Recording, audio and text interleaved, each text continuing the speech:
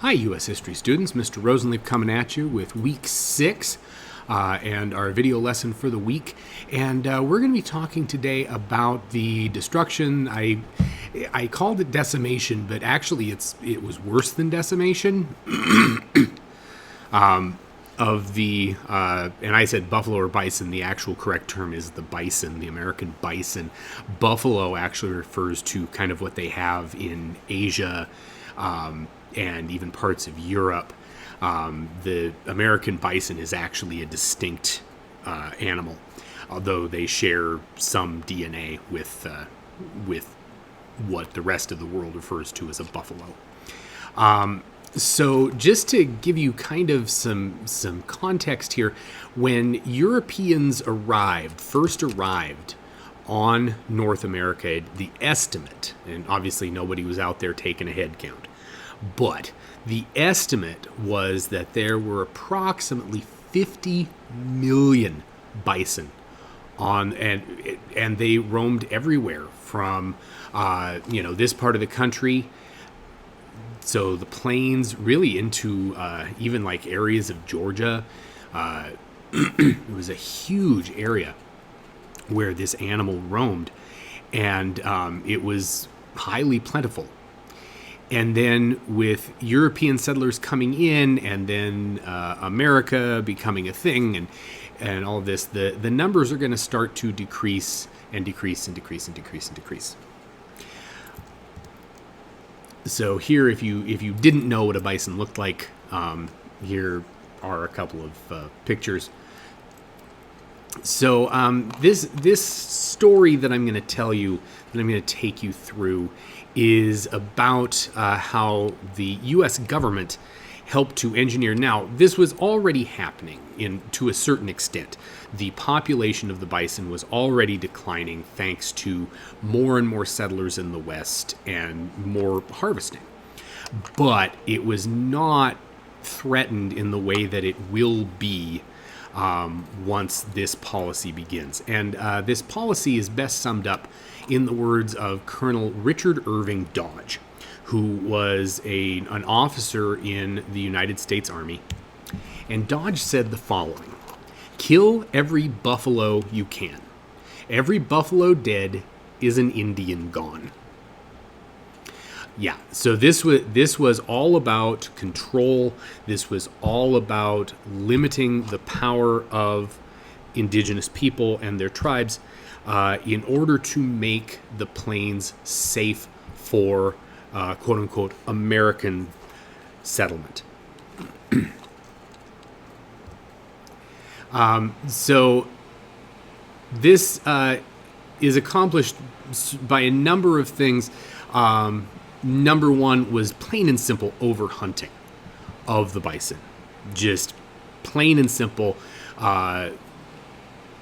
Beginning really in the time, so even beginning as early as the 1840s, you start to see American hunters and even hunters from Europe, from England and whatnot, coming to the plains to hunt this animal. Not that it was a tremendously difficult animal to hunt, mind you. These were not exactly antelope prancing around, moving really quick, hard to shoot. These were big, slow, very powerful, mind you, animals. And so to kill one was a relatively simple proposition if you were a fairly skilled marksman, which by the time we get to the 1860s, we have easy to reload rifles, and that is going to help lead to the overhunting. And so overhunting, as well as a period of drought, are going to contribute to the destruction of this creature. And it was not just white hunters. I want to be very clear about that. The economic impetus was the trade good that was most desired from fur companies, as well as eventually from the government, starting really after the Civil War. The government is going to step in and highly encourage the hunting of the bison. And due to the fact that they could make money or make credit to trade. Native American tribes are going to get in on this. The Comanche tribe by themselves are going to kill 280,000 animals a year. And that they're kind of the high watermark, but a lot of the other tribes are going to participate in this as well because it was a means of earning credit to trade, not necessarily money as we think about it, but these tribes are becoming more and more reliant upon trade with the Americans. And in order to have stuff to trade, this was what the Americans wanted, were buffalo robes that they could take to market and then sell. This is what the fur companies wanted. We had stopped basically hunting beaver, trapping beaver. The fashion had changed, and buffalo hides were so much more versatile, not only for the fur, but you could make a leather out of it. As industrialization continues, they're able to make drive belts out of buffalo leather, various other things out of parts of the buffalo, but particularly the hide. So the U.S. Army, starting again shortly after the Civil War, are going to begin actively endorsing the slaughter of the bison, sanctioning it, endorsing it. Federal government will promote bison hunting for a number of reasons. They certainly wanted the Native Americans to be more restricted, and they knew by taking away their primary food source, they were going to become dependent upon the U.S. government, upon Americans, to provide for them, because their primary food source and source of material to make tools and weapons and such going to be taken away. But you also have the notion that one of the reasons they wanted the Native Americans out of the way was that the government wanted to see the plains settled by this Jeffersonian ideal of small, virtuous farmers and ranchers. Bison did not respect fences. And so if you wanted to have, agriculture going on, you had to put up fence. We try for a little bit in Montana this open range thing with cattle, and that proves not to be successful. And so you've got to keep your animals sort of in a place. Maybe you take them out to graze, but eventually, they're herded together. And bison, in seeing fences, they're going to knock them over. These were animals that could derail trains. And so even keeping a train schedule was almost impossible through the West because they had to go very slowly. It's not like trains stop on a dime. It takes like a mile plus to stop a train going at full speed. And by then, if your train has hit a bison, a full-grown bison, it could derail the train. Okay, so they didn't want cattle ranchers to have competition from other grazing species, unless you count like sheep.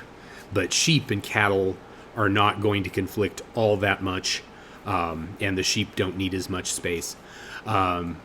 But they wanted more domesticated animals. They wanted to produce domesticated animals and not these wild animals that really couldn't be controlled. But really, the issue was they wanted to weaken the Native American population, removing their food source, pressure them to go onto reservations where they would be provided for. And again, this was part of the plan. This was not a byproduct. This was part of the design. This was a feature, not a bug. Okay, and so in hearing people today talk about, why can't Native Americans just stand up on their own 2 feet and provide? Well, again, this was the feature, was to make them reliant, make the tribes reliant. A lot of tribes now are becoming very self-sufficient, but in writing the treaties, the U.S. government committed to, into perpetuity, providing certain resources, healthcare and education and all of these other things. So, yeah, this was part of the design. General Philip Sheridan, another U.S. Army officer, is going to say the following about buffalo hunters. These men have done more to settle the vexed Indian question than the entire regular army has done in the last 30 years. They are destroying the Indians' commissary. What's a commissary? If you go to base, a commissary is like a general store. Send them powder and lead, if you will, but for the sake of a lasting peace, let them kill, skin, and sell until the buffalo is exterminated. Then your prairies can be covered with speckled cattle and the festive cowboy, who follows the hunter as the second forerunner of an advanced civilization. Again, General Philip Sheridan. I don't remember if this was Big Phil or Little Phil. But there is Sheridan County, Montana. There's Sheridan, Wyoming, named after this guy. These professional hunters that are brought in to do this, and they can kill 100+ animals a day. Again, all they had to do was shoot the animal in the lungs, and the animal would drop, and it wouldn't even spook the herd. So a skilled marksman could bring down hundreds of animals a day. When Texas, their legislature was considering outlawing bison poaching on tribal lands, saying that's not okay. Sheridan is actually going to go down to Texas, personally testify against that bill, and get the Texas legislature to pass a bill proclaiming that the hunters that poach bison on Indian lands be given a medal for every animal that they poach. On one side, it would be engraved with a dead bison. On the other side, a discouraged-looking Native American. Yeah, the Texas legislature turns on a dime thanks to Philip Sheridan. So this is another picture of basically a big pile of bison skulls. There is a reason why Charlie Russell's signature always included a bison skull. They were ubiquitous on the plains. For the most part, the government was not interested in the head, the skull. They were interested in the robe. They were interested in the hide. And sometimes the head was also brought along for the ride, but oftentimes it was just the body hide. And so these skulls were left to basically rot on the plains until they were nothing but bone. And then they would be put in these big old piles. Again, Sheridan. The only good Indians I ever saw were dead. Sheridan likes to say the quiet part out loud quite a bit here.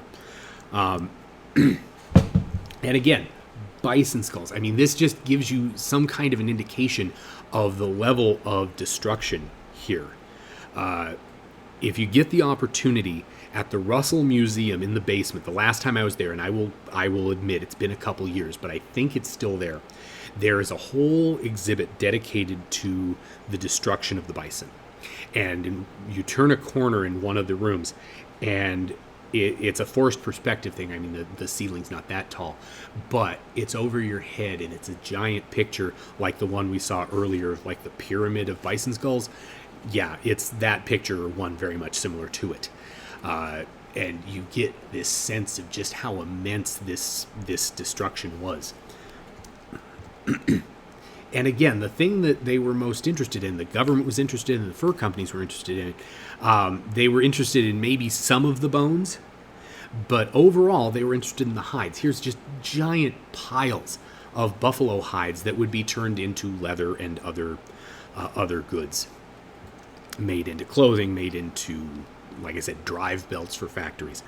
But for the most part, the animal itself, the meat, the bones, they're going to be left on the plains to rot. At which, for Native Americans who had for hundreds and hundreds of years used every part of the animal, used, every bone, used every tendon, every sinew, this had to be absolutely heartbreaking. And again, this was sport. Here's a big group of white hunters, and they managed to bring down, 3 bison amongst the 6 of them, which, I mean, to sit there and skin the animal, in the field, which is what they pretty much did. They didn't haul back the meat for the most part. Just imagine the amount of meat that was wasted, not to mention the bones and everything else. This is a picture from North Dakota, but again, just giant piles of bones. And in case you thought this was just happening in the United States, Canada was doing very similar things. This is a picture out of Canada. Really, the Canadian policy towards Native Americans was very much like the U.S. policy, and in some cases a bit worse. They actually have found mass graves and individual graves at Canadian Indian boarding schools that were never reported. These parents just never saw their kids again because they were killed at the boarding schools. I do not know that they have done surveys of the sites of the American boarding schools to see if anything like that happened, but it certainly did. It was widespread in Canada. And again, more hunters hunting this animal and obviously preparing to skin it. And more pictures. So by the end of this period, by the start of the 20th century, the estimated number of bison in America was between 80 and 2,000. Again, remember, this was down from 50 million when the first white settlers, the first European settlers, came to North America in the 1500s. 50 million to 2,000. The Smithsonian said they had trouble finding, was it 50 good specimens when they did their survey. Yeah, so this, and again, this was about control of Native Americans. This was about encouraging agriculture in the West, encouraging settlement in the West by taking the Native Americans away from their traditional sort of nomad lifestyle and settling them onto reservations. The rest of that land was available for white American and European descendant settlement in this area. I mean, had this not happened, there is a high likelihood that you all would not be attending C.M. Russell High School today. Possibly no one would be living here at all. So, yeah. Okay, so as a reflection for this, and please complete this in your Week 6 reflection journal, which is below the video on the main course page. I want you to reflect on the destruction of the American bison. What was the role of the U.S. government in that destruction? And did the government achieve its goals at the time? And then furthermore, do you think that in light of the ensuing 100+ years, that the government's course of action, should be of action, was justified and wise? Why or why not? Okay, so feel free to pause here if you need to get that down for yourself. Otherwise, I think this one was not as long as the other ones, hopefully. So excellent, and see you next week. Thank you all for tuning in today. Bye-bye.